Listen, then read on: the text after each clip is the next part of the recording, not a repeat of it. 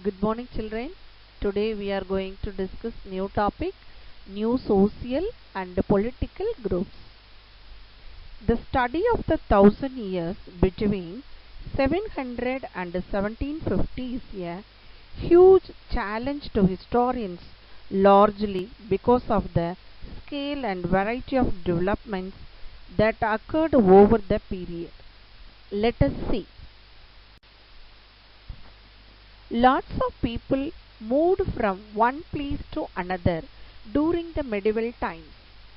They moved alone or in groups, traveling long distances in search of work that would lead to prosperity. Besides, several groups of people from other countries came to India as it had a lot of wealth and plenty of opportunities. Many of these people became important and powerful. At different moments in this period, new technologies made their appearance, like the Persian wheel in irrigation, the spinning wheel in weaving, and firearms in combat. New foods and beverages arrived in the subcontinent. Potatoes, corn, chilies, tea, and coffee. Remember that all these innovations, new technologies, and crops came along with people who brought other ideas with them as well. As a result, this was a period of economic, political, and social cultural changes. This was also a period of great mobility. Groups of people traveled long distances in search of opportunity. The subcontinent held immense wealth and the possibilities for people to carve a fortune. One group of people who became important in this period were the Rajputs, a name derived from Rajputra, the son of a ruler.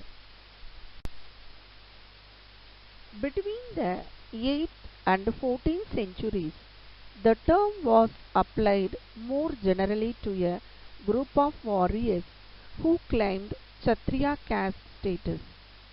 The term included not just rulers and chieftains but also soldiers and commanders who served in the armies of different monarchs all over the subcontinent. Other groups of people such as the Marathas, Sikhs, Jats, Ahoms, and Kayasas used the opportunities of the age to become politically important.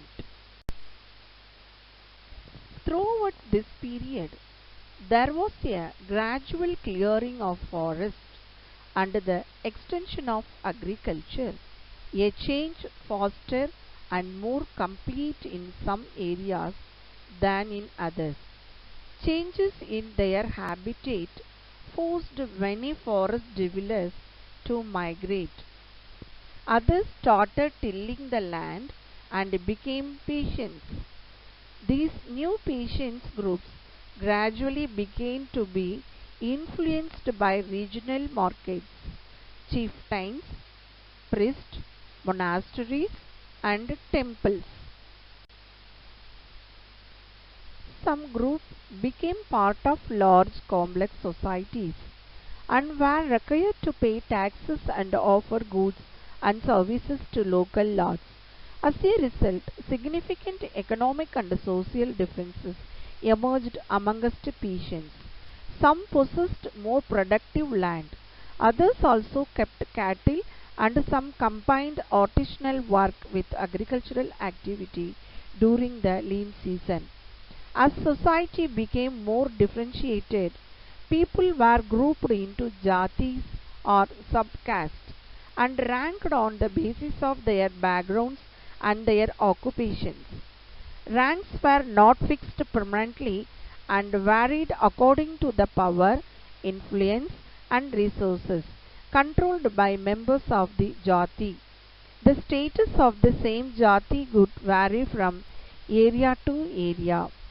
Jatis framed their own rules and regulations to manage the conduct of their members.